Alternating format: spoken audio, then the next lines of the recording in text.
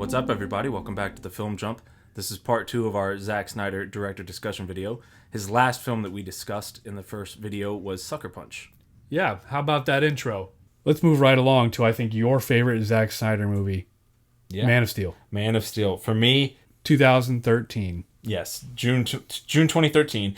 For me, it is to Superman what kind of Batman Begins is to Batman. It's kind of like that definitive cinematic origin story for our generation.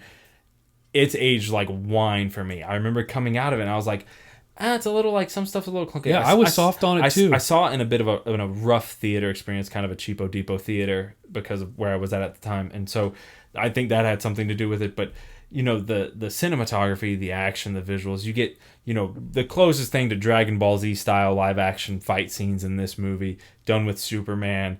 And the score from Hans Zimmer is exceptional. Like, it's just really good. Every time I watch it, like, I love everything about the performances and the writing and the characters. Like, the cast is also fantastic. fantastic. I remember there was one very sort of an interview with Zack Snyder, a remark that he made that seemed like a very, very sort of wild and ambitious statement where he's like, every scene in this movie is epic. And you rewatch the movie and there is an element of like sort of grand epic implications, whether it be an action scene or like these great dialogue scenes with Pa Kent and young Clark talking about, you know, the consequences of what he is or what he can be. And it's just this sort of, it's on this mythic level. And I think it is, regardless of the sequels to this movie that were and were not made, this can be for Superman that sort of epic definitive origin story and introduction that Batman Begins was for Batman, or that Batman Year One was in the comics. Like, this can be a great starting point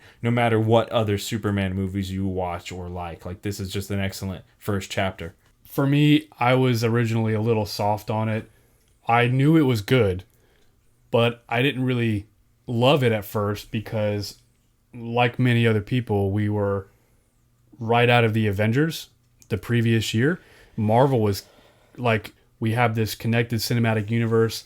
It made a gabajillion dollars at the box office. So then you go to Man of Steel right after, and it's this grandiose, mythic, Greek, almost like, you know, mythological version of the character.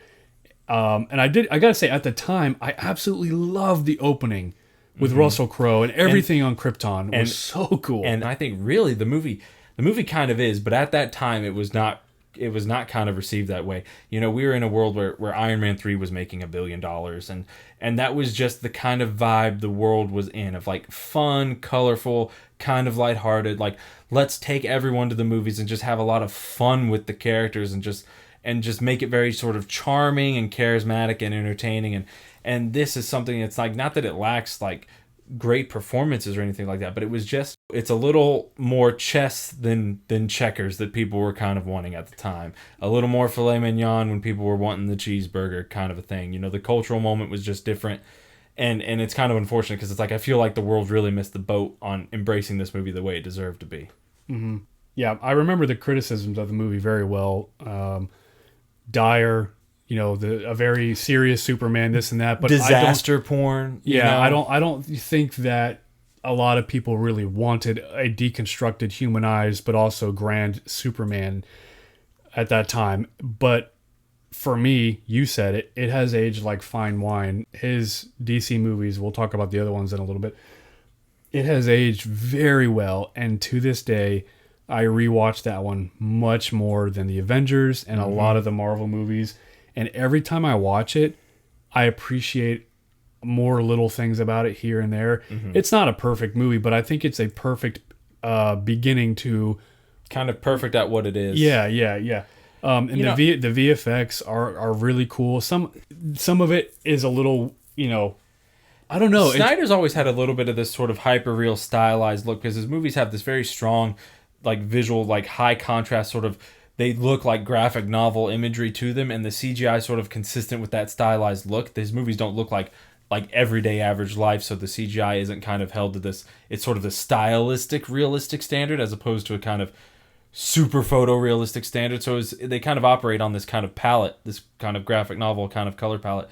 are people talking about Iron Man 3 and Thor 2, Thor the Dark World now, and they came out the same year. It's like, yet people still sing the praises of Man of Steel. Well, or they talk about it in some capacity. And you know what's really interesting now that I think about it is Man of Steel kind of was a very different movie than Zack Snyder's previous movies. And it was produced by Christopher Nolan, who is still pals with him and still sings his praises. Mm-hmm. And a lot of other directors talk about how they found inspiration from Zack Snyder. But when you look back at it, it doesn't have the slow motion crazy shots that all his other movies, even BVS and Zack Snyder's Justice League, have this slow-mo. I don't remember a whole lot being in Man of Steel. It's a very grounded feel, and the way it's shot. And when he's talked about the film, he's mentioned how fans will be like, there's always this kind of satirical line and this kind of ironic underpinning to a lot of the ways that you do your early movies, but Man of Steel feels sort of played straight. Like, it doesn't feel like it's done ironically, and he retorts with, that's the ironic thing about it, that he was kind of going counter to the way you might think that Zack Snyder might do this like hyper subversive or different kind of thing. It's like, no, it's like it's played pretty straight. It's a pretty straightforward origin story, pretty straightforward discovering of the myth. It's sort of earnest and sincere in how it's being presented, and it's, I don't know, I think it works really well. I like it a lot. It's not my favorite Zack Snyder movie, but it's darn close. It's mine. Moving on to, I think, the one that altered the course of the entire DC filmography and history going forward. And we can argue this, I think, for a long time, but hear me out on this, and I think you'll agree with me. Mm-hmm. If they had not meddled with this movie mm-hmm. and let him cook and not taken out that 30 minutes, and it would have given much needed context. Look, and here's the thing. And not only took out 30 minutes, it was like this sort of rush job where it's like he had about a 2-week window with which to reduce the runtime by about half an hour. It's not like he could effectively and carefully sort of modulate the movie down. It was like, you've got to figure out ways to get huge chunks of this out and out fast. It severely affected the scenes that were in between, like the main scenes, like what you go to that movie for, Batman versus Superman.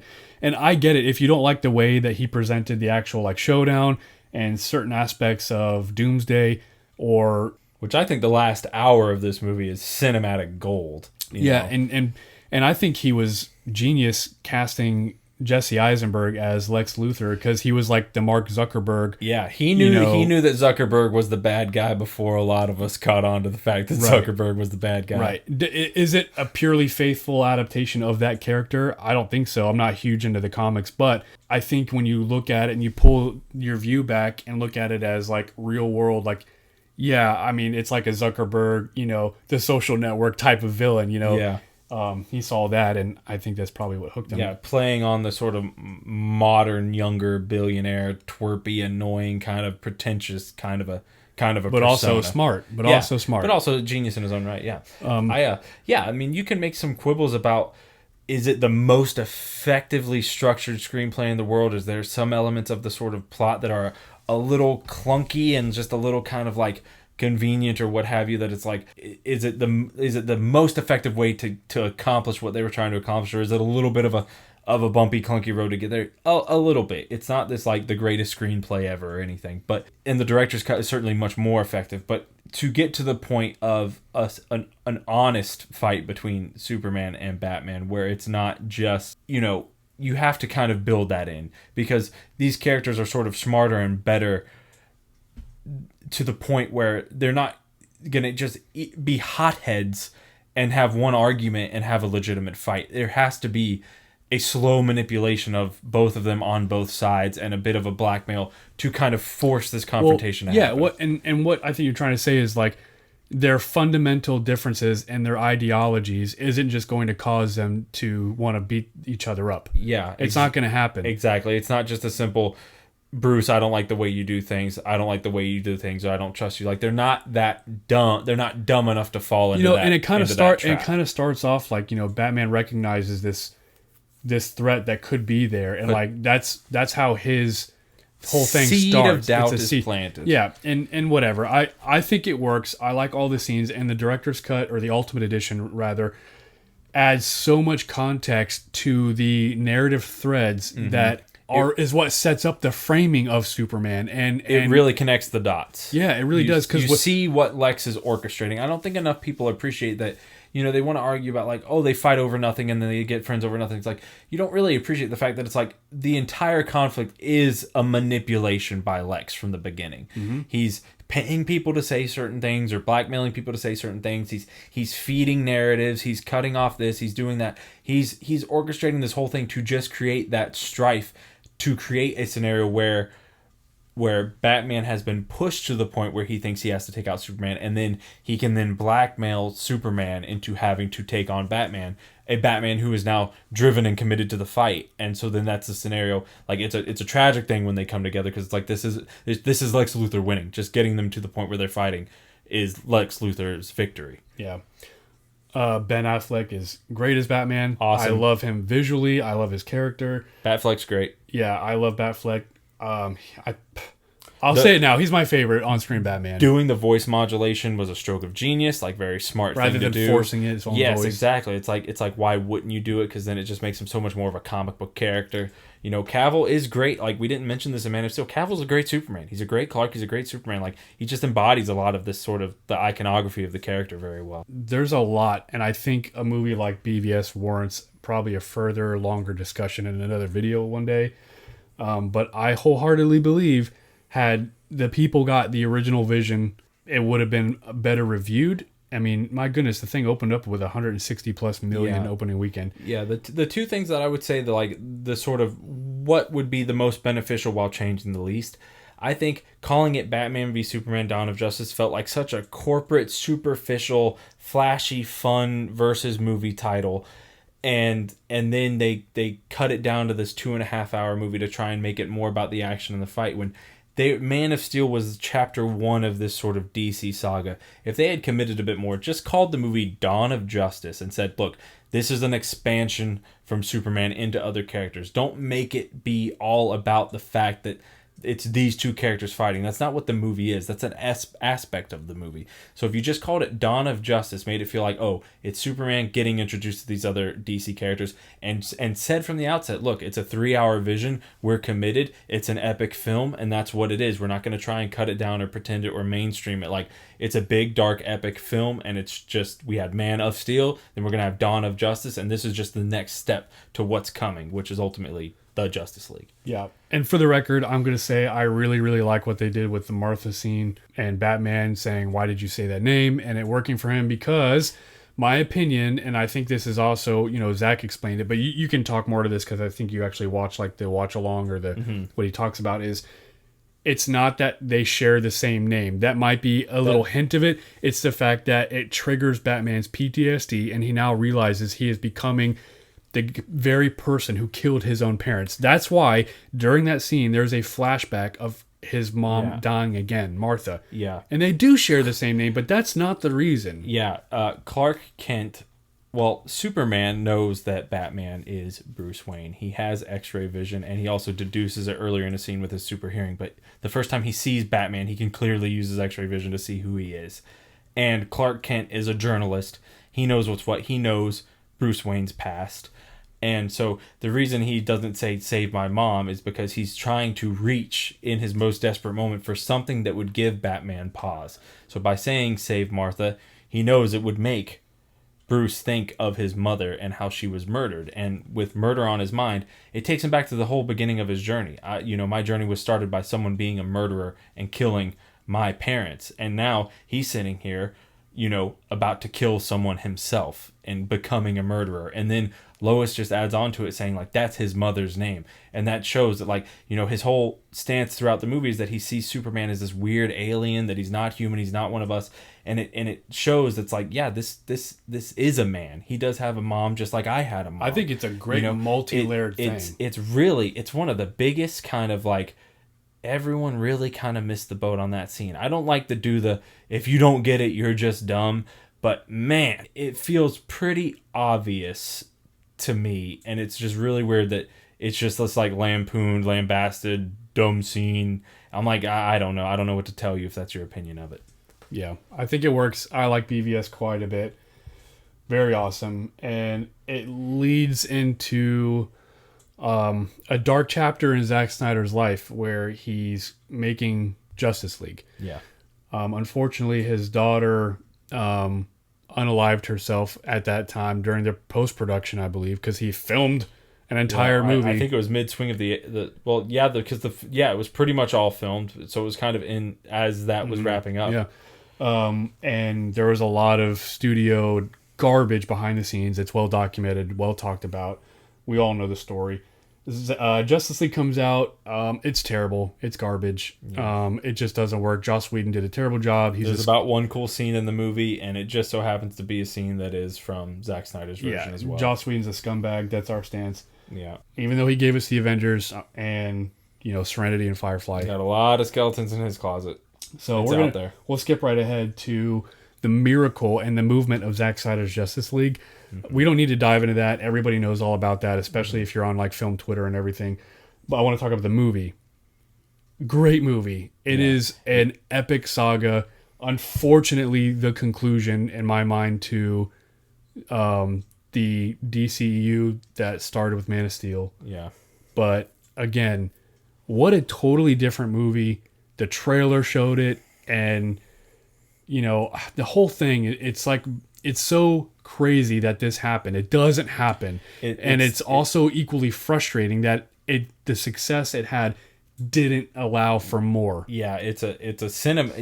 I think when I first shared the trailer just to like my friends on my own personal sort of page, I was like, this is cinematic redemption. This is one of the, and it proved to be true. It's taking one of the worst modern superhero movies, which is Justice League, and it turns it into an easily one of my favorite modern superhero movies. The 4-hour Justice League is exceptional, and it's a cinematic redemption that really should have been a cinematic resurrection for the Snyder vision of this sort of DC saga that is 2 chapters down. We still need Justice League 2 and Justice League 3. At least those 2 chapters. Potentially room for a Superman movie. Potentially room for a Batfleck movie. But, at least Justice League 2 and 3 to complete the arc. Doesn't look like we'll ever get it. Maybe one day. Never give up hope. But it's just an absolute shame that this is the version, or at least a semblance of the version that we could have gotten as far back as 2017. If Zack Snyder had delivered a 3-hour version of his cut of Justice League in theaters in November 2017, 6 months before Infinity War comes out, it changes the game and it changes the tempo a lot.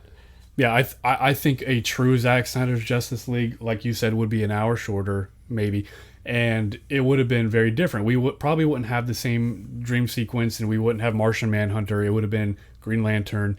And there's just things that would have been different a little bit, but I still love the movie we got. Absolutely. It's so good. I love that they gave him the aspect ratio, everything about it. And he uses the real estate. Like, you can get the sense that this is the Zack Snyder Justice League, that he wasn't ready to leave anything on the table. It's like, sure, does every single scene in this 4-hour cut necessarily have to be there? But it's part of the movie. Like, this isn't necessarily what would be the final cut if they were doing a theatrical release, but why I think he got a sense of why leave anything on the table. Like, this is my chance to kind of show people what I had to offer with my version. So he's putting it all in there, like the extended versions of Lord of the Rings. They're not necessarily stronger, more effective cuts of the films, but it's that expanded canvas where it's like, well, this is what we had. This is the world we were building. This is what we were laying the seeds for. This is what we were gearing up to do. This was how we were going to tease more. So it's just the most completed version of it. I mean, I don't think any of us would have wanted to get the 3-hour cut and for him to say, yeah, there's still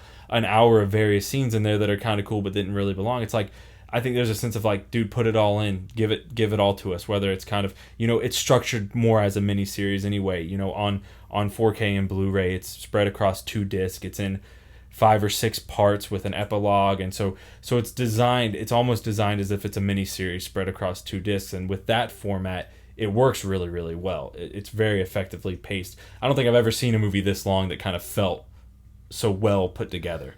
Yeah, and it gave us one of the greatest superhero scenes of all time in The Flash reversing time. I think, and it's better than the entirety of the Flash movie. It's better than so much. It won that fan Oscar moment thing for a reason. And I think 2 of my all-time favorite Superman scenes of all time. One of them being when when he's getting the black suit and he's hearing the words of both of his fathers. That's one of the most, like, it's just such a this wholesome, touching, like, great, right to the soul of Superman scene. And then when Superman arrives in the final battle and not impressed, it's such a, you can just imagine the crowded theater going wild at that moment. You know, it just would have been such a great thing. And yeah, again, this is another one where we could do a whole episode just on a deep analysis of this film and all of the great things it does. But it gives me some of my favorite superhero scenes that I've ever seen, and it's just a shame that this is kind of the bittersweet sort of ending where it stops. Setting up Darkseid versus Superman. Is that not the greatest, sort of most powerful one-on-one match you could hope to see in a superhero movie? And speaking of villains, in the Justice League, Steppenwolf is probably the worst comic book villain of all time put in a film. Yeah, I mean, when you're using a PlayStation 3 to render the CGI of the character, it can only be so good. Well, even like just narratively speaking, he's got no motivation except, world domination. But then in the real version, in Zack Snyder, he has motivation. He has substance. Yeah. And not to mention the VFX work that they were able to do with this movie. And phenomenal. I know it wasn't cheap and it wasn't easy. Phenomenal. And Steppenwolf becomes an actual, three-dimensional like character. And it's like, just because it's not that he's a sympathetic villain. He's understandable. He's got his own character and motivations and wants and needs. It's like, you don't have to agree with him all or sympathize with him all. You're not rooting for Steppenwolf, but there's a character there that feels real and not just like generic bad guy. Yeah, and it's true when Snyder said that Cyborg is like the heart of the film, and he really does steal a lot of the scenes he's in as far as like the his journey, and especially the what he goes through with his father. Great stuff. And it's sort of this, someone pointed out that it's sort of this dysfunctional family structure that you kind of have Batman and Wonder Woman as sort of these parental figures. And Cyborg and Flash are sort of the younger sort of children up and coming characters, and Aquaman's kind of like the cool uncle, and Superman is sort of like this godlike savior. It's this really interesting dynamic that they're all filling in this different aspect of the team and of the family, and it's just excellent. Let's move on to, I think, what has been frustrating as a Zack Snyder fan, because up until then, for one reason or another, we liked all of his movies quite a bit. Some of them being our favorite movies of all time. We get into the Netflix era, we'll call it. And I don't know if it's because he was so, I don't want to say damaged or whatever. But like Netflix picked up Zack Snyder, as they feel like they've done with like Guillermo del Toro now and David Fincher and Adam Sandler and like all these big people. And they kind of gave him an opportunity to do whatever he wants, and he revisits the zombie genre. And we were kind of excited about it, but then it's got some cool trailers. Yeah, but then the movie comes out and it's a dud. The zombie tiger, there's a lot of cool moments. It's not completely devoid of merit or coolness or anything like that, but it just overall it just feels like it is not. Dawn of the Dead is definitely his better zombie movie. That's putting it gently. Yeah, for my opinion, I'm going to put on the record though, I enjoy Army of the Dead more than his next film, at least the first cut that we get, and we'll talk about that in a minute. Dave Bautista is awesome. What they were able to accomplish with Tig Notaro, replacing the one comedian guy who got canceled. Creepy Chris D'Elia. Yeah, whether or not it was legitimate, I don't really remember. I didn't look into it, but it was pretty convincing. The thing that I really don't like about this film is the dream lens that he uses, and he shoots it like wide open the whole time. Yeah, the fully open aperture. And I'm just kind of like, man, it kind of just... It's a choice, but it's a little bit... It wears on you to see a whole film done that way. Yeah, and the few moments that the movie kind of shows you the more detail, the background, I'm like, oh, that's what that looks like. Oh, hey, the VFX are actually really good. It feels kind of claustrophobic in a lot of scenes, and I don't think that's really the point, but... Zach was shooting this as well himself, and he was experimenting. I get it. It just didn't work for me. yeah, again, like he's playing and he's trying different things, and hats off to him for getting a little experimental with the technique and the visuals and the aesthetic, and kind of making some choices to be like, hey, we're gonna do it all this way. I think that'd be kind of cool, and it didn't really work. Maybe some people really get a kick out of it. For me, it was a bit of a misfire. And I'm interested in like the universe building. Like in the very opening, you can see the two alien ships that take off, and whether or not it's connected to his next movie we're going to talk about, I don't know. Yeah, I don't care either. Yeah, I don't know where they're going with this. I don't care. Some of the zombies you can see are actually robots. I don't know. I don't care. I do like what they did with the zombies in this, how, they had a leader and he was smarter. Yeah. And I like that whole aspect. And he had like his like, significant other zombie and he wanted revenge and this and that. Yeah. There's a lot I like about it. I like the violence. I like the fun. But again, very disappointing, but not as disappointing as his next movie for me. Yeah. Rebel Moon Part 1 and 2. The neutered cuts are totally inferior. We're not even really going to spend a whole lot of time on those because you shouldn't even bother with them. So that brings us to the director's cuts that recently dropped. Chalice of Blood and then Curse of Forgiveness. I gotta be honest, I like the titles or the subtitles of the first ones better, but whatever. Yeah, I think he went for different subtitles to try and hammer home, after the PG-13 versions weren't received as well, really wanted to try to hammer home the whole, these are all different movies, these are whole different things, you've not really seen it unless you've seen it, so he gave them new subtitles. But if I'm recommending anyone to watch these movies, hard to recommend that you watch them twice, so just start with the R-rated versions and get the full experience, and either like that or don't like it. Yeah, they're very long. The first one's over 3 hours. Second one is 3 hours. You're going to spend over 6 hours watching these two films. I'm kind of middle of the road on them. The first versions are definitely inferior. Don't waste your time. These movies are a lot. There are flashes of what I would say is peak Zack Snyder, everything we love, but then there's just so much that is arbitrary. And you and I talked before we started recording that a lot of the criticisms that people would lodge at the older Snyder films, like, arbitrary slow motion, it doesn't make sense, it's all style over substance. I would actually say that those are fair against this one. Yeah, I would, yeah. Or both of them. Yeah, you're talking to someone that I would defend pretty much all of his earlier stuff against those criticisms. But with these, it's like, I think the haters are right on this one, and that's unfortunate to say.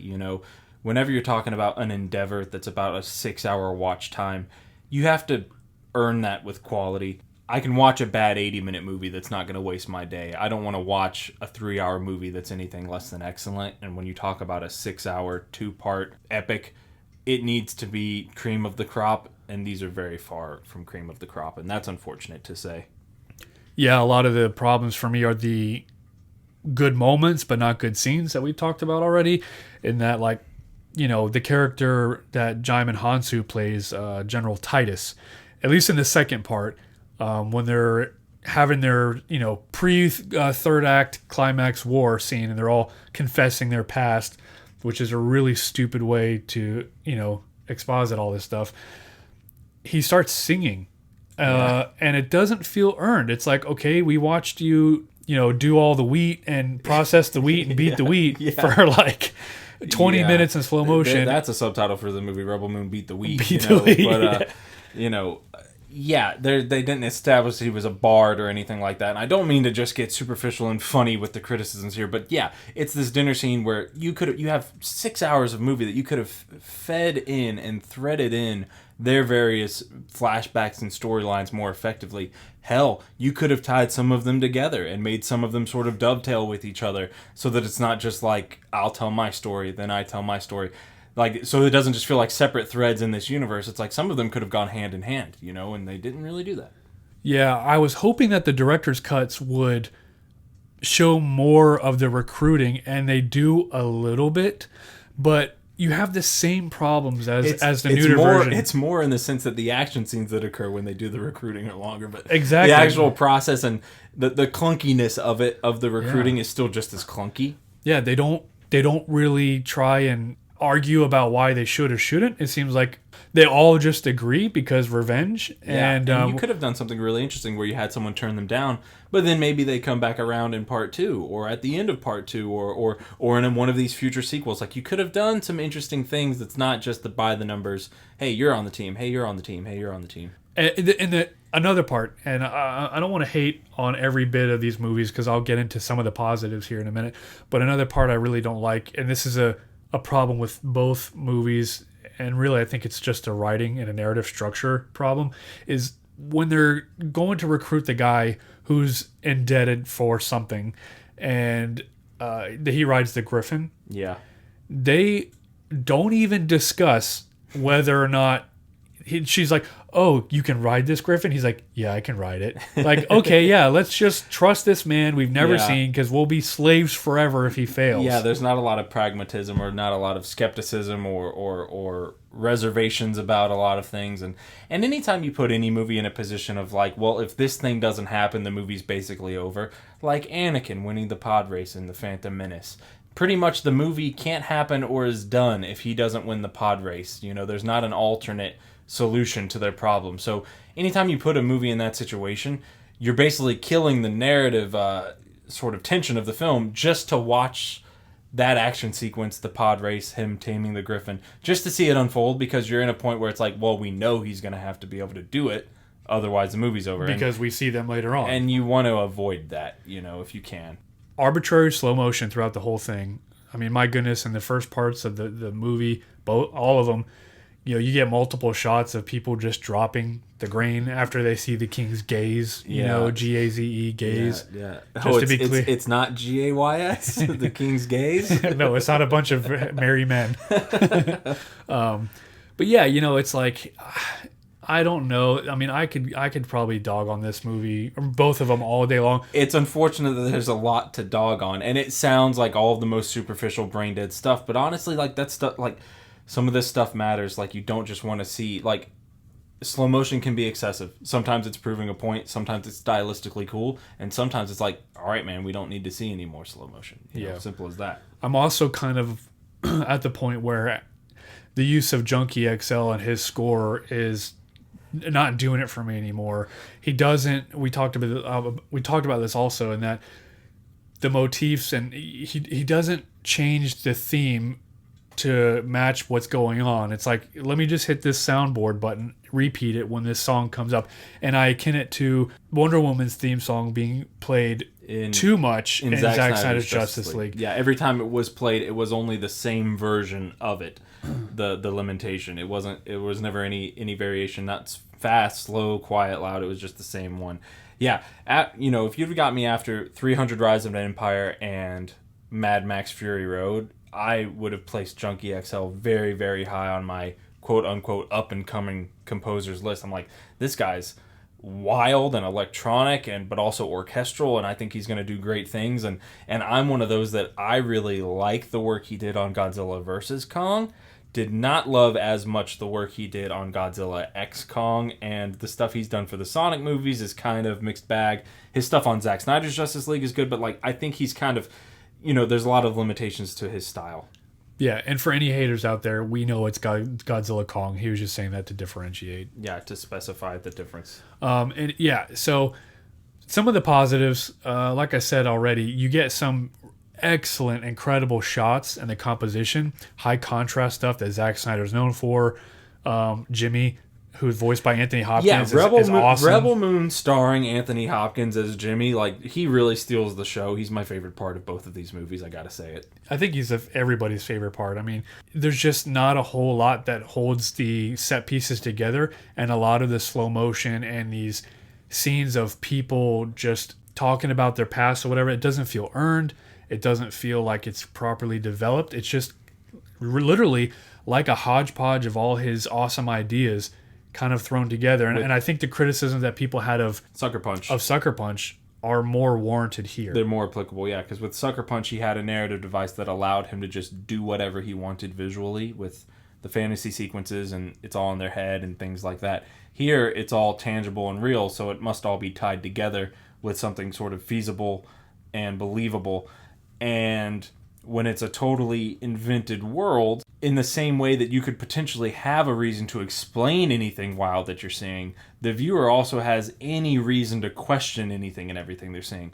Why is that? Why is grain a necessity from this village when there's a whole universe? I still don't like that. And is this grain from this one village really the difference maker of feeding their armies or their troops in this section? And it's like, it couldn't have been a more convincing MacGuffin, you know, and just things of that nature peppered throughout, where the world building feels a little superficial to just allow whatever they need to happen. Yeah, the canvas on which he paints the homage kind of gets a little bit distorted when you try and make the audience believe that grain is what they're coming for. And we talked about this before. It should have been like, oh, well, maybe they heard that Arthaleus is hiding on a planet nearby and that the rebels are there. And I know they kind of are looking for the blood axes as well. But this whole thing of them, I don't know. And in part two, they should be coming back. It should literally just be revenge. Yeah, anything you could have done to tie it all together. And we discussed also, like, what if it's not that we need the grain, but it's more so the mother world is taking charge, and this is a statement of fealty, and it's more symbolic necessarily than anything, oh, we need your grain. You need to feed the troops with this grain specifically from here. It's like, what if it was just something a bit more authoritarian in nature and symbolic in nature? It's like, it could have done a lot of things. Because then they're just fighting oppression in general. They're not fighting like, we've got 9 weeks to make this grain for this army, which feels a little weirdly explained. Yeah. Another negative I want to lodge at this, because I wanted to bring it up, is the fact that both of these movies, quite literally within the first 20 minutes of each one, have almost the same exact sex scene. Yeah. With the main character, and one of them you can tell she's not into. The guy struggles getting her bra off. Yeah. And the second one, she's actually in love with the guy, and, you know, spoilers. Yeah. He doesn't have any problems there, but it's literally shot very similarly. And it kind of just like, is it supposed to... It's almost like Zack Snyder was like, 15 minutes into each one of these movies, someone needs to get some action, and we need to contrast the scenes with guy who doesn't seem like he's capable and guy who seems like he's capable. Well, and look, I'm all for looking at the deeper thematic layers and things, but I don't understand the dichotomy, if there's supposed to be any, or is it just... there for just for the R rating, just for the eye candy. Yeah, exactly. You know, like, God bless Sophia Boutella, she looks great for her age and everything, but again, great performance. Yeah, I mean, is it necessary? What's the real general point? If you're just looking for, this is the edgy, cool version with boobies and violence and things like that, then okay, so be it. But it's like, that does not make up for like script pitfalls and narrative issues and structural problems. And when you're adding an hour back into these movies to make them even longer experiences, just padding that out with, oh, flashy violence is not going to be like, well, that makes up for all of the issues because that guy's head just exploded. It's like, that's not the solution. You know? Why don't we try to get into some of the positives? Yeah, sure. There's things to like. It's got cool action. It's got cool violence. Yeah, I do like seeing the people explode into a bloody mess, like, you know, his style, Watchmen. His style and his visual execution are still solid. Yeah, there's peak stuff in there for sure. But it's hard to find a lot of positive, and that's the problem. And I think this whole Netflix era of Zack Snyder has been I think you could say it in one word, is disappointing. Disappointing. And if I had to give a score to the inferior cuts, I would have given them like a 5, a 5.5, very middle of the road with this slight edge. These make it maybe half a point higher, like maybe a 6 total. And that might be being generous. I don't know. Yeah. I'm not a hater. Trust me. We love Zack Snyder films. I think if you come away saying that the PG-13 versions were awful, but that somehow the director's cut versions are fantastic, I think that's a little disingenuous. I think that's a little bit more of what you're wanting to see. Yeah. You know, in the same way that I think that if you watch the Zack Snyder version of Justice League and don't love it and respect it as an amazing superhero film and a massive improvement over the theatrical cut, I think you're being disingenuous in that regard. If you don't see the greatness of some of those other Snyder movies, I think you're being disingenuous if you try to pretend like this is one of his best or among his best. I just don't see it. Yeah. It's like BVS, where if you don't like BVS, you're not really going to like the director's cut a whole lot more if it's the bones of it is what you dislike. Mm-hmm. You know, I saw the potential there, and then we got the director's cut of that, the Ultimate Edition, and it filled in those gaps. It clarified the issues that were clunky about the theatrical cut. It smoothed them over so that then you could appreciate the things it did right. Yeah, this just elongated them for me. You know, it's barely an improvement. If I had to pick one over the other, I'd probably pick the second one, because I actually do really think the final act after Jimmy takes on all those soldiers, when the King's Gate starts to go down, Jimmy coming in is definitely like the moment where it kicks into high gear, and it's kind of really great action filmmaking from then on out. Yeah, and Snyder never struggles with the action. Right. There's never any problem with there. He delivers the goods when it comes to that stuff. It's all the other stuff. Yeah, like I was saying, when the King's Gaze comes down and they're sliding down and the ships are falling, that's actually kind of a thrilling set piece in my opinion, but not enough to save the whole. So, looking back at his career so far, you can't really see anywhere where it's gone bad except for with Netflix. Yeah. I can understand if Zack Snyder's not your thing, but I think he has an amazing filmography, a very stylized filmography, and I've been a huge fan ever since, except for the Netflix stuff. Yeah, honestly, I wouldn't say one of them is overtly bad until you get into the Netflix era. I'm more of a fan of the DC films that he made, Man of Steel, Dawn of Justice, Justice League, and 300 I think is fantastic, and Dawn of the Dead. You're very much more into Watchmen and the Owl movie and things like that, Well, look, the Owl movie is better than his Netflix movies. Yeah, agreed on that. Agreed on that. Legend of the Guardians. So, let us know what you think about this current, era of Zack Snyder. Check out our first video that we did on his earlier films, but then with this one, with his DC movies and with his Netflix era, let us know what you think. I am still hopeful. If we were to get Rebel Moon 3, I would still be excited to watch it because hopefully he learns a lesson. See, and I'll say I'm not very much, I don't really, like Zack Snyder with Netflix, I'm not hyped to really see what's next. Unless Netflix is like, yo, we're making Justice League 2 and 3. I'm not terribly excited to see more Rebel Moon stuff. I'm not saying it can't be good, but I'm not into it after 6 hours. I don't know what you're going to be able to turn around and then turn me and make me invested. There's talking about a podcast and a video game and this whole franchise. It's like, this stuff is not good enough to make me a fan of this, quote, universe. Maybe someone can call him back for a one-off movie of some variety that's a bit more in the vein of some of the other films he's made. I'd be all for that, but this franchise, I can't say I'm a fan. Yeah, maybe they were counting their chickens before they hatched. Possibly. Well, all right. Counting their grain before it was harvested. Yeah, counting their wheat before it was beat. Yeah. Fantastic. Yeah. So, but anyways, I prefer if he leaves Netflix, to be honest with you. But I hope everybody else enjoyed it. Let us know what you think. It would be awesome if you guys could like and subscribe, hit that bell notification. Drop the comments. Yeah. Get crazy in the comments. Yeah, let us know. Be honest. But again, no outright hate for the man. He's an awesome guy. Awesome His batting director. average is still high. How many films does he have? And I'm just kind of soft on 3 of them. Most of them I generally have a positive opinion on. Just this final stretch here in the Netflix era hasn't been very rewarding for me as a fan. Yeah. So, all right, everyone. Well, we appreciate it. Look forward to our next director spotlight. I don't know if we actually have who it is picked out yet, but we'll see. We try and time it with the movies. But yeah, thanks for stopping by. Have a good one.